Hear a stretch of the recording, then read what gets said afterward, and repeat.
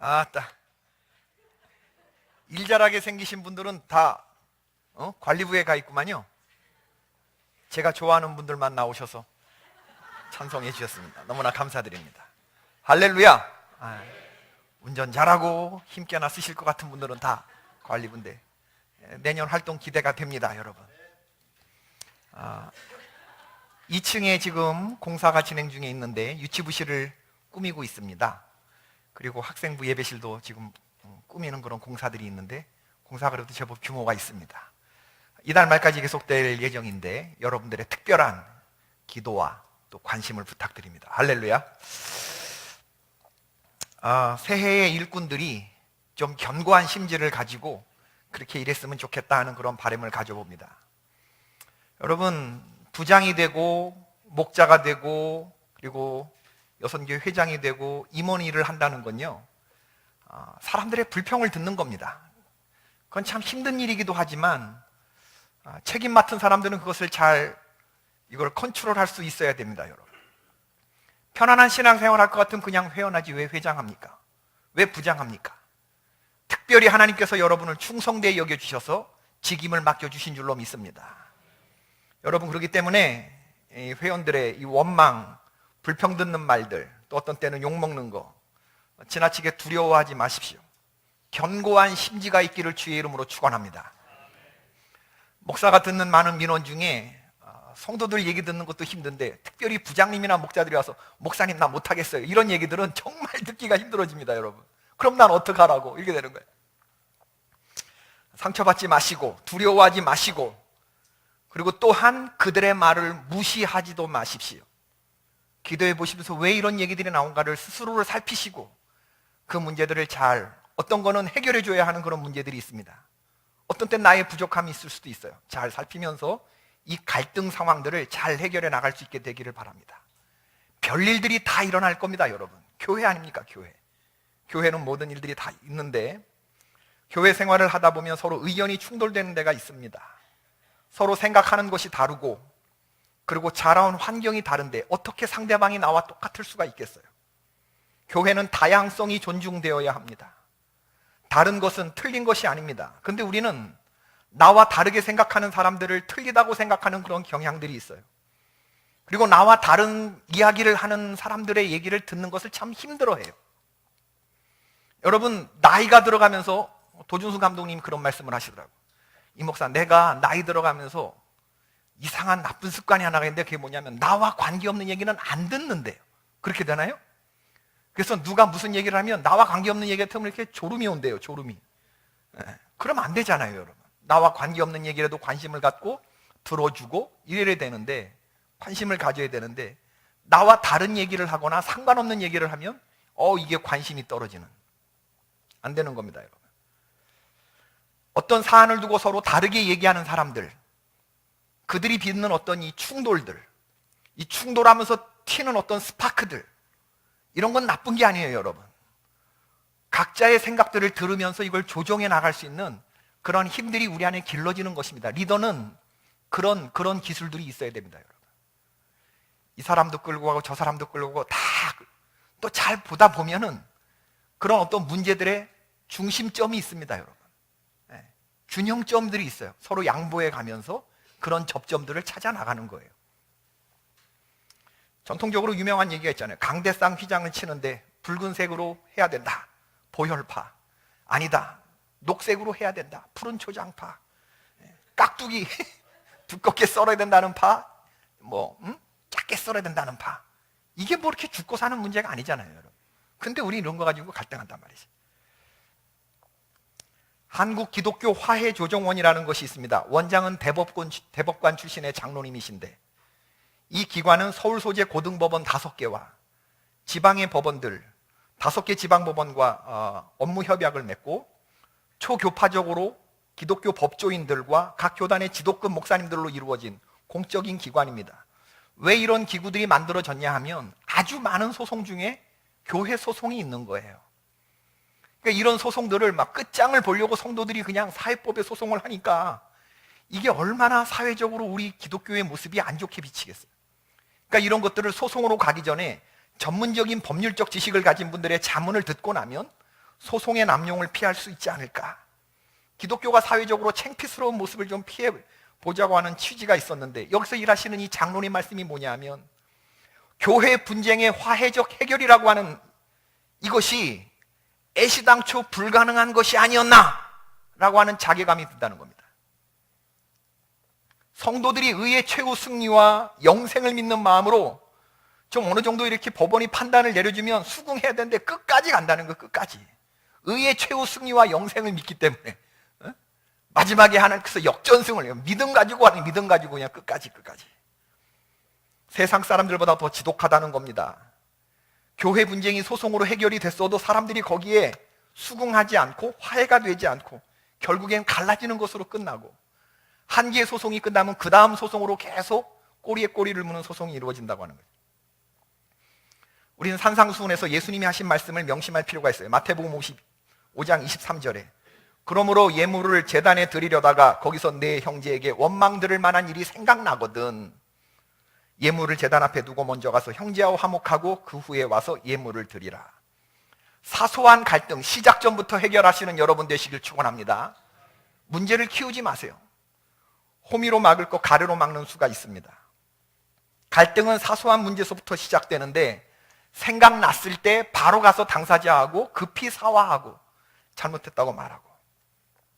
정치인들이 제일 많이 떠드는데 실상 자기들이 제일 못하는 것이 있지 않습니까? 그게 뭐예요? 대화와 협력. 우리 성도들이 정치인들이 못하는 것을 먼저 실천할 수 있어야 됩니다. 집사님, 내가 잘못했어. 내가 부족한 것이 많아. 내 마음이 지금 불편했어. 내 기도 많이 하고 집사님께 말하는 거야. 집사님, 날 좀 잘 좀 봐줘요. 이런 겸손한 태도를 가지고 용서를 구하고 용서를 하면 얼마든지 아름다운 교회 공동체를 만들어 갈 수 있는 줄로 믿습니다. 내가 유오디아를 권하고 순두개를 권하노니 주 안에서 같은 마음을 품으라. 같은 마음을 품으라. 너무나 중요한 말씀인데 빌립보서 2장 1절부터 4절의 말씀을 우리 다 같이 한번 읽어보십시다. 시작. 그러므로 그리스도 안에 무슨 권면이나 사랑의 무슨 위로나 성령의 무슨 교제나 긍휼이나 자비가 있거든 마음을 같이하여 같은 사랑을 가지고 뜻을 합하여 한 마음을 품어 아무 일에든지 다툼이나 허용으로 하지 말고 오직 겸손한 마음으로 각각 자기보다 남을 낮게 여기고 각각 자기 일을 돌볼 뿐더러 또한 각각 다른 사람들의 일을 돌보아 나의 기쁨을 충만하게 하라. 아멘. 하나님은 우리를 획일성으로 부르신 것이 아닙니다. 유니포미티가 아니에요. 하나님은 우리를 유니티로 부르셨습니다. 폼이 똑같고 겉으로 똑같은 유니폼을 입고 있어도, 그래서 겉으로 봤을 땐 똑같이 보여도 마음이 서로 다르면 그게 어떻게 유니티를 이루는 거겠어요? 주님이 원하시는 것은, 우리들에게 원하시는 것은 유니포미티가 아니라는 거예요. 획일적인 게 아니에요. 다 똑같은 게 아니고 다양성 속에서 일치성, 서로 마음을 같이 하는, 보이지 않는 마음을 같이 하는 이 일치성, 이것을 우리 하나님이 원하고 계시는 거죠. 입고 있는 옷이 다르고 서로 생각하는 바가 다르지만 교회의 주인은 누굽니까? 내 생각입니까? 주님의 생각입니까? 주님의 생각 앞에 우리의 생각을 내려놓고 타협하고 조정해 가는 것, 바로 이런 교회를 하나님이 기뻐하시고 자랑스러워 하시는 줄로 믿습니다. 할렐루야. 이게 무슨 폼이죠? 애들이 노래 부르는 폼이죠. 이슬비 내리는 이른 아침에, 그다음 뭐죠? 우산 셋이 나란히 걸어갑니다. 파란 우산, 깜장 우산, 찢어진 우산, 좁다란 학교길에 우산 세 개가 이마를 마주대고 걸어갑니다. 할렐루야. 동요지만 얼마나 영적인 의미가 깊습니까, 여러분? 영적인 의미가 얼마나 깊어요. 이슬비 내리는 이른 아침에 우산 셋이 나란히 걸어가는데 파란 우산도 있고 깜장 우산도 있고 찢어진 우산도 있고 좁은 학교길을 가는데 우산 세 개가 이마를 마주대고 가는 거예요. 너희는 유대인이나 헬라인이나 종이나 자유인이나 남자나 여자나 다 그리스도 예수 안에서 하나이니라. 너희가 그리스도의 것이면 곧 아브라함의 자손이요 약속대로 유업을 이을 자니라. 여러분, 우리는 전부 다 그리스도 안에서 한 길 가는 사람들인 줄로 믿습니다. 우리 천국 가는 사람들 아닙니까? 그리스도 예수 안에서 하나가 된 사람들, 약속의 자녀이며 하나님이 주신 유업을 이을 사람들인 줄로 믿습니다. 이 말을 맞대고 가는 거예요. 우리 다 다르지만. 요한복음 17장 11절에 보면 예수님이 운명하실 것을 알고 하나님 앞에 세 가지를 간절하게 기도하는데 마지막 세 번째 기도 제목이 뭔지 아세요? 나는 세상에 더 있지 아니하오나 그들은 세상에 있사오고, 제자들을 위한 기도를 하시는데 나는 아버지께로 가는데 거룩하신 아버지여, 내게 주신 아버지의 이름으로 저들을 보존하사 우리와 같이 그들도 하나가 되게 하여 주시옵소서. 예수님이 바라신 우리 남아있는 우리들, 예수님 떠나보내고 남아있는 이 성도들이 하나 되게 해달라고 하는 그런 기도를 드리는데, 그 수준이 어느 정도냐 하면은 대충 하나 되는 게 아니라 아버지와 내가 하나인 것처럼 저들이 하나 되게 해달라는 게 예수님의 기준입니다. 여러분 가만히 한번 묵상해 보세요. 우리가 이 기준을 만족시켜 드릴 수 있을까? 내가 우리의 목장을, 우리의 부서를, 우리의 성도들과 정말 성부 하나님과 성자 하나님이 그 십자가 안에서 하나가 됐던 것처럼 우리가 그런 일체와 연합을 이루어낼 수 있을까? 가능하다고 생각하시는 분들 아멘 하십시다. 가능하다고 생각하시는 분들 아멘 해보십시다. 주님이 우리를 향한 기도의 제목이 그거였어요. 성령 안에 나도 있고 너도 있으면 얼마든지 이런 일들은 가능해지는 줄로 믿습니다. 아버지여, 아버지께서 내 안에, 내가 아버지 안에 있는 것 같이 그들도 다 하나가 되어 우리 안에 있게 하사 세상으로 아버지께서 나를 보내신 것을 믿게 하옵소서. 여러분, 오늘 읽은 우리 사도행전 6장, 교회 사학자 하르낙이라고 하는 사람은 뭐라고 말했냐면, 비로소 교회는 역사적 범주에 의해 발전해 간다. 사도행전 6장에 들어서서 비로소 교회는 역사적 범주에 의해서 발전해 간다, 이런 말을 했어요. 역사적 범주라는 게 뭐냐면 이제 교회가 조금 인간 냄새가 난다, 그 얘기를 하는 겁니다. 지금까지는 오순절 성령의 강림이 임하고 예수님 승천하고 성도들이 그냥 120명이 그냥 막 방언을 말하고 막 교회가 기하급수로 막 늘어나고 성도들에게서 기적을 행하는 어떤 천상의 범주에, 하늘에 속한 범주에 뜬구름 위에서 일어나는 일들이 일어났다고 한다 그러면 오늘부터는 인간적인 냄새가 난다, 그 얘기를 하는 겁니다. 사도행전 6장에 들어서서 교회는 비로소 역사적 범주에 들어간다는 말은 사람 냄새가 나기 시작했다. 초대교회가 닥친 제일 첫 번째 갈등 상황이 나오고 있는 거예요. 여러분, 오늘 성령 강림 역사가 일어난 후 최초로 보도되는 부정적인 사건입니다. 어떤 문제가 발생했습니까? 문제는 구제 부분에서 시작됐어요. 성도들이 교회 안에 두 파로 나뉘어졌습니다. 헬라파 유대인과 그리고 본토 유대인들로. 원망은 한쪽이 한쪽을 원망하는데 교회 안에서 일어나는 무서운 전염병이죠. 원망은 분노에 플러스 불평이 더해진 그런 감정입니다. 빌립보서 2장 14절에서 사도 바울은 성도들에게 말해요. 모든 일을 원망과 시비가 없이 하라. 근데 우린 잘해요, 그죠? 일을 하긴 하는데 원망하면서 하고 서로 시비하면서도 하고, 그렇죠? 근데 교회 일은 원망과 시비 없이 하라. 사도행전 2장 5절에 보면 예루살렘에는 이미 천하 각국으로부터 많은 그런 사람들이 와서 우거하고 있었는데, 경건한 유대인들이기는 했지만 헬라 말을 하는 사람들도 있었고 아람 말을 쓰는 본토 유대인들이 있었어요.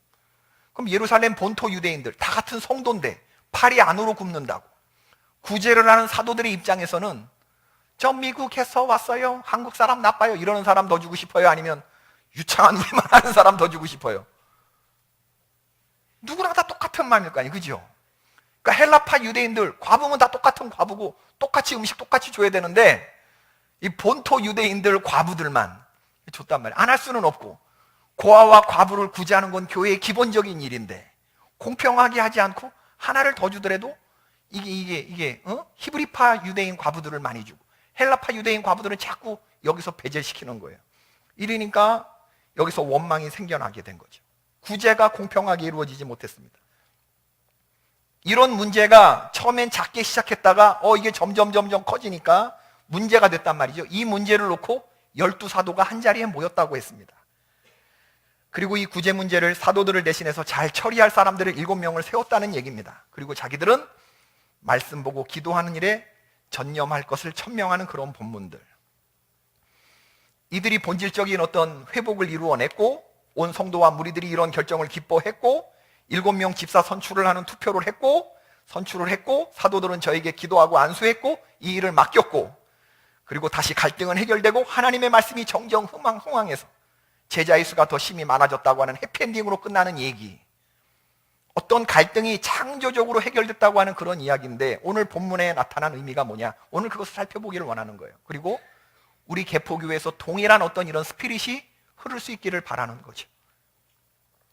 오늘 본문은 많은 분들이 어떤 식으로 해석을 했냐면, 목회자는 기도와 말씀 전하는 일에만 전념하고 나머지 사역은 평신도들이 하는 것이다. 이래서 장로님들이 교회의 모든 사역들은 당신들이 결정하고 목사님들은 이런 일들에 관여해서는 안 된다, 이런 식으로 사도의 일이 있고 평신도의 일이 있는 어떤 이원화된 것으로 해석을 하는 경향이 있었고, 또 하나는 장로님이나 권사님이나 집사님 같은 이런 교회의 직제가 생겨나기 시작한 배경을 설명하는 그런 본문으로 해석을 하기도 했고, 그리고 또 하나는 교회에 갈등이 일어났을 때 어떻게 해결하느냐라고 하는 어떤 좋은 해결책, 모델, 이런 쪽으로 해석을 하기도 했고, 또 직분자 성출을 위해서 어떤 성서적인 그런 기준을 가져야 하느냐, 뭐 이런 식으로 해석을 했어요. 다 틀린 말들이 아닙니다. 네 가지가 다 해당이 되지만, 그러나 성경 전체를, 오늘 말씀의 메시지를 이해한 것은 아니에요. 그런 측면들이 있어요. 목회자와 평신도의 역할 분담에 대한 그런 의미도 있고, 교회 직제의 탄생이 되게 된 집사님이 왜 교회에 나타나게 됐는지를 설명하기도 하고, 첫 번째 일어난 일이니까 갈등이 어떻게 교회 안에서 해결되어야 하느냐, 직분자를 선출할 때 기준이 어떻게 되느냐, 그런 것들을 다 설명하기는 하지만 그건 일부분이지 전부를 설명하는 얘기는 아닙니다. 오늘 본문을 다시 한번 찬찬히 들여다보십시오. 문제 상황과 해결책 사이에 연결이 매끄럽지 못하다고 하는 생각을 갖게 돼요. 여러분, 본문을 보면서 이런 질문을 한번 던져보십시오. 왜 헬라파 유대인 과부들이 매일의 구제에서 빠지게 되었는가? 도대체 누가 과부들을 차별하였는가? 차별의 주체는 누구인가? 두 번째 질문, 문제의 상황이 분배의 불공평성이라고 한다 그러면 왜 분배 방식 개선에 대한 언급은 없는가? 구제가 문제였다고 한다 그러면 왜 구제를 효율적으로 하기 위한 어떤 그런 방법의 개선점은 나와 있지 않은가? 7명의 분배 전문가를 선택하였다는데 왜 그들의 선발 기준이 분배 업무와 전혀 상관없는 성령과 지혜가 충만한 사람이었을까? 왜 찬양팀을 뽑는데 찬양하는데 탤런트가 있는 사람이 아니고 왜 기도 많이 하는 사람을 찬양팀으로 뽑았을까? 이렇게 얘기할 수도 있겠어요? 분배에 문제가 생겼으면 분배 전문가를 하이어를 해야 되는데 그렇게 뽑지 않았다는 거예요. 지혜와 성령이 충만한 사람으로 뽑았다고 하는 거죠. 분배 문제를 위해서, 이거는 히브리파 유대인들 교회 내 파워게임에서 헬라파 유대인들이 7명이 세워지는데, 그러면 헬라파 유대인들이 파워게임에서 히브리파 유대인들을 눌렀다는 얘기냐? 7명이 세워진 집사들의 이름은 전부 다 문제를 제기했던 과부편에선 헬라파 유대인들로 다 채워지게 되는 것이거든요. 이것도 참 놀라운 결정인데, 그럼 이게 정치적으로 어떤 타협을 한 것이냐? 오늘 어쨌든 이 본문에 보면 하나님을 향한 믿음을 제거하고 들여다보면 불합리하기 짝이 없는 그런 결정입니다. 그러나 믿음의 눈으로 보면 오늘 사도들이 내린 결정은 참으로 아름다운 그런 결정이죠. 우리들이 두고두고 신앙생활을 하면서 가슴에 새길 아주 좋은 모범 사례라고 생각이 됩니다. 우선 사도들은 이 문제 앞에서 정확한 진단을 내렸어요. 지금 구제의 문제로 보이지만 사도들은 이것을 영적으로 해결을 했다는 거예요. 영적인 문제로 바라보았다는 겁니다. 우리가 하나님의 말씀을 제쳐놓았다는 거, 이게 더 큰 문제였던 거죠. 하나님의 말씀을 제쳐놓고 공개를 일삼았다는 것이 문제였다. 이건 주객이 전도되는 일이었거든요. 일을 한참 하고 있을 때는 이것을 깨닫지 못했어요. 불평이 나오기 전에는, 이걸 가지고 문제 제기가 나오기 전에는 사도들은 지금 자기들이 뭘 잘못하고 있는지 몰랐다는 거예요. 우리 리더들이 이렇게 오판하는 경우가 있을 수 있어요. 일을 하다 보면 나는 지금 열심히 일하는데 왜 저 사람들은 불평을 하지? 저 사람들은 불평불만자야. 이렇게 생각하는 것처럼 간단하고 쉬운 것은 없어요. 그러나 찬찬히 들어보면 거기엔 분명히 나의 잘못이 있는 거예요. 사도들이 그것을 깨달은 겁니다. 지금 뭔가 우리들은 잘못되고 있다. 저들이 불평불만자가 아니다. 사도들은 왜 깨닫지 못했을까? 그러면 왜? 나는 지금 일을 하고 있었으니까. 이건 분명히 하나님이 원하시는, 고아와 과부를 구제하는 것은 하나님이 기뻐하시는 일이고 율법에 써 있는 일이니까. 난 놀고 있는 게 아니니까.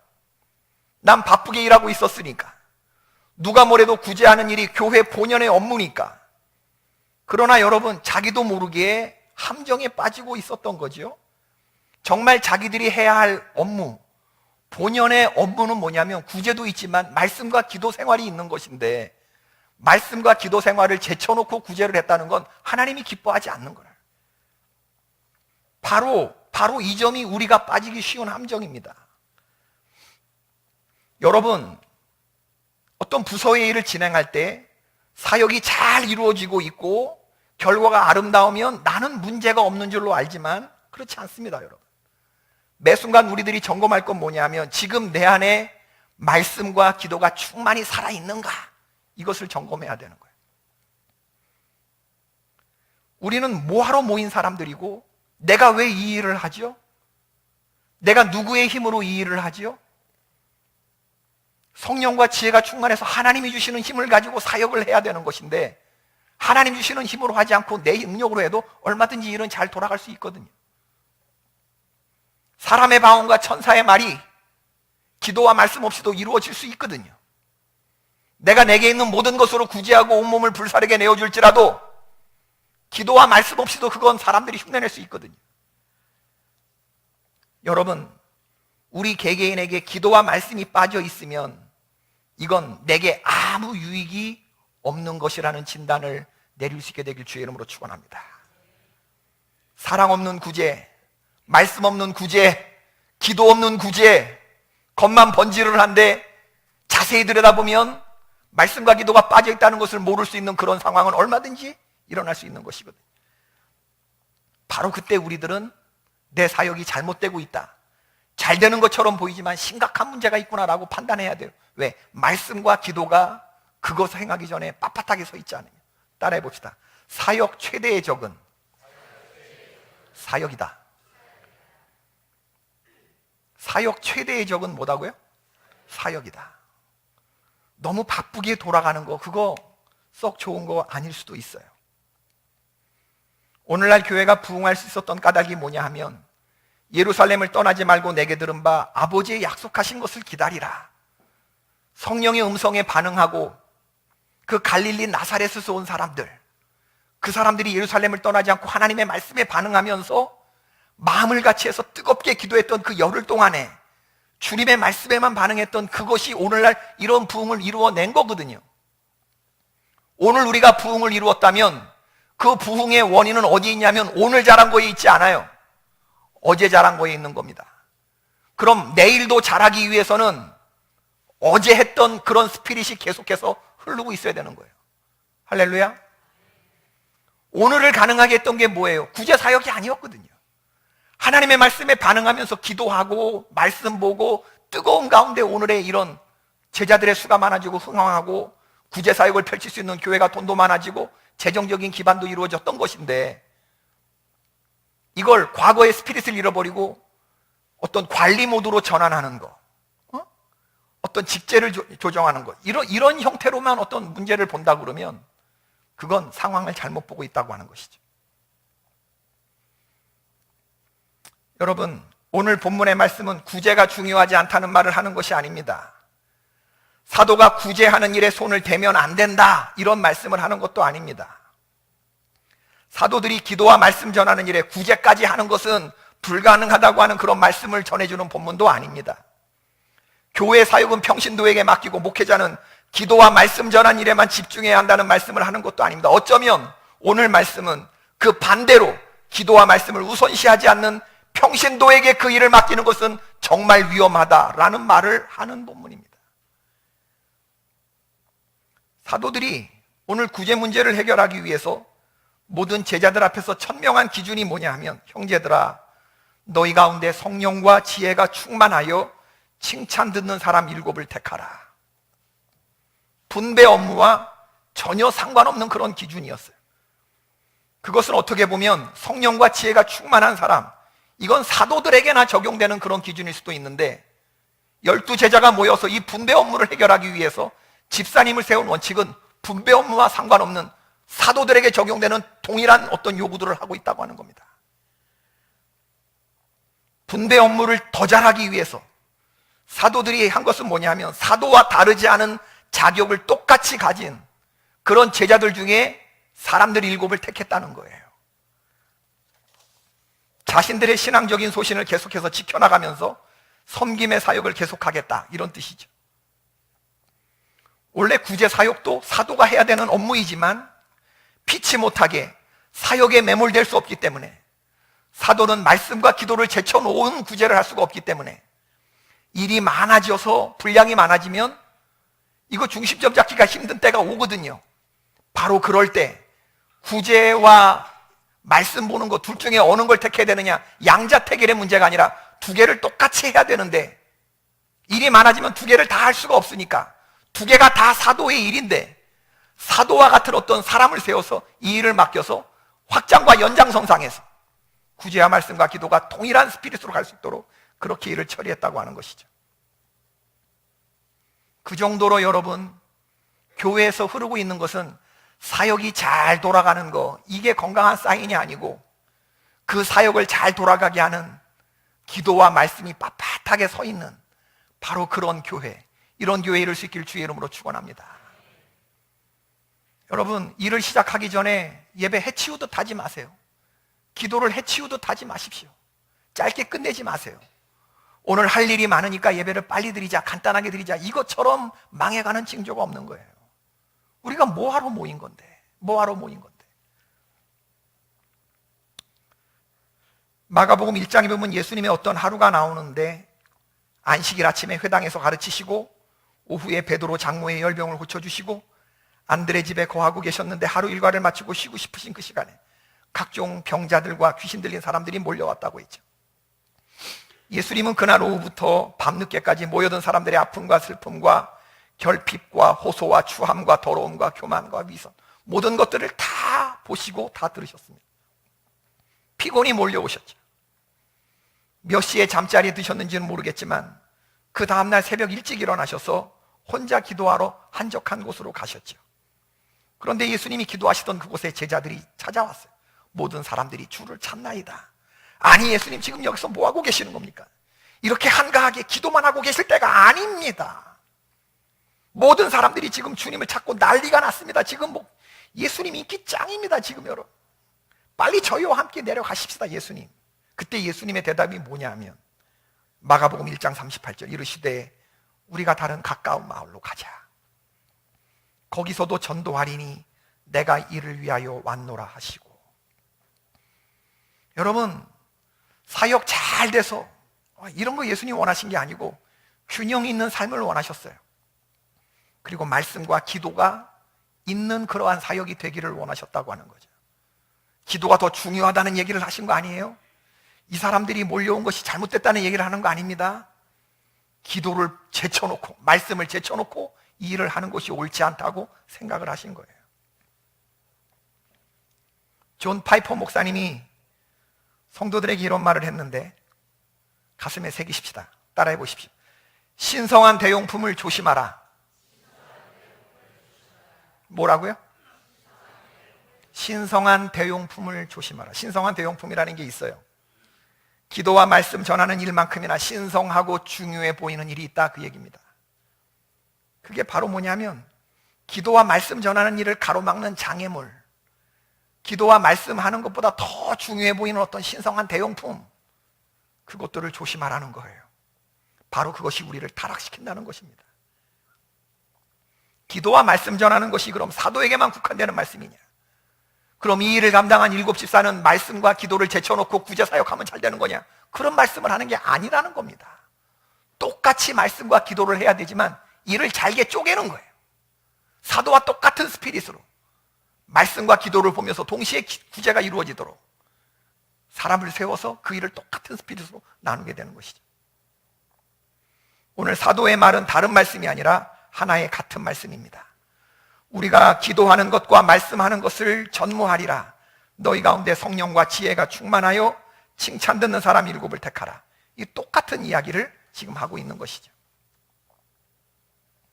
오늘 본문은 교회가 어떤 문제를 맡게 될 것인지 제일 처음 보여주는 그런 사례이고, 만 가지 교회에서 일어날 수 있는 그런 부분들이, 문제들이 어떻게 해결되어야 하는지를 말해주는 그런 답안지이죠. 기도와 말씀이 교회에서 일어나는 모든 사역의 밑바닥에 흐를 수 있기를 주의 이름으로 축원을 드립니다. 말씀으로 돌아가시고 기도로 돌아가십시다. 우리가 행하는 내년의 모든 사역의 그 바탕에 말씀과 기도가 충분히 있어서, 이것 먼저 충만히 은혜 받은 상태에서 그 다음에 사역에 임하자, 그 얘기죠. 여러분, 얼마나 중요한지 몰라요. 말씀과 기도. 말씀 보기 전에는 기도하지 마십시오. 말씀 없는 기도는 무당들도 하잖아요. 무당들도. 말씀 없이 기도하는 사람들 얼마나 많아요. 그러나 하나님의 말씀을 충분히 읽고 하나님이 원하시는 뜻이 무엇인지를 파악하고 그 말씀을 붙들고 기도한 후에 그 다음에 하나님이 명하신 일들을 하나하나 감당할 때 하나님이 우리에게 놀라운 부흥을 안겨다 주실 줄로 믿습니다. 하나님의 말씀을 제쳐놓고 접대를 일삼는 것은 균형을 상실한 것입니다. 말씀과 기도가 제쳐지는 일이 없기를 바라고, 기도와 말씀을 해치우듯 하는 일이 없기를 바라고, 모든 갈등 상황들이 창조적으로 하나님이 원하시는 본질적인 방법으로 해결되어져 더 큰 성장과 성숙의 자리로 나아가기를 바랍니다. 오늘 말씀의 7절 우리 다 같이 한번 읽어보십시다. 얼마나 아름다운 광경인지 모릅니다. 7절 말씀 시작. 하나님의 말씀이 점점 왕성하여 예루살렘에 있는 제자의 수가 더 심히 많아지고 허다한 제사장의 무리도 이도에 복종하니라. 아멘. 바로 이런 갈등 상황들이 잘 해결되고 나면 그 다음에 더 놀라운 하나님의 부흥과 성숙의 은혜가 있습니다. 내년도 힘차게 달려갈 한 해 우리 모든 성도들 될 수 있기를 주의 이름으로 축원을 드립니다. 우리 찬송가 부흥회는 강사 목사님 했는데 왜 제가 모이셨는지 모르겠어요. 어제 거기서를 너무나 많이 해서 그런 것 같은데 235장 우리 찬양하고 우리 오늘 기도하십시다. 하나님, 우리가 먼 길 달려갈 텐데 말씀과 기도를 제쳐놓고 사역 잘 이루어진다고 거기에 매몰되지 않게 하옵소서. 주님 기뻐하시는 그러한 우리 사역의 바탕에 흐르는 말씀과 기도가 충만히 임하는 우리의 목장 되게 해주시고, 그리고 우리의 교회가 될 수 있게 해주시옵소서. 235장 우리 찬양하십시다.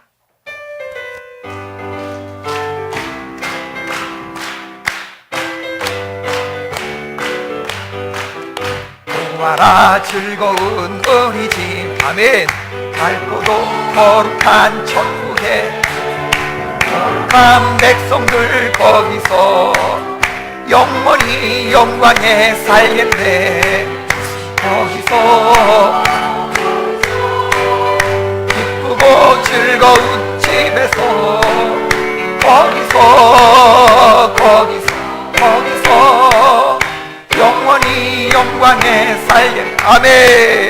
앞서간 우리의 친구들 광명한 그 집에 올라가 거룩한 주님의 보좌 찬미로 영원히 즐기네. 아멘. 거기서